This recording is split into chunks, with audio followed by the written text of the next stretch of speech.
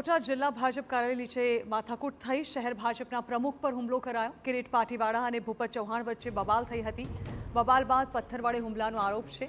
ભૂપત ચૌહાણના પુત્રને ટિકિટ નહીં મળતા શહેર પ્રમુખને દબાણ કરાયું હતું। બંને વચ્ચે થયેલ ભારે બોલાચાલી અને હુમલાને લઈ મામલો પોલીસ સ્ટેશન પહોંચ્યો।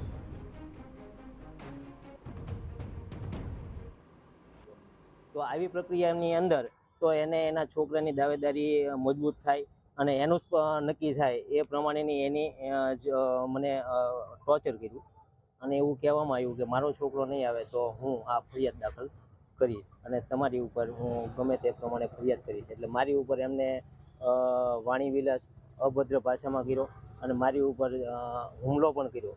પણ એ હુમલાથી બચવા માટે હું ખસી ગયો તો મારી સાથે મારા સોશિયલ મીડિયાના ઇન્ચાર્જ આઈટી સેલના યુવા મોરચાના બધા કાર્યકર્તાઓ હતા તો એને પણ પગ ઉપર થોડુંક રાજકોટમાં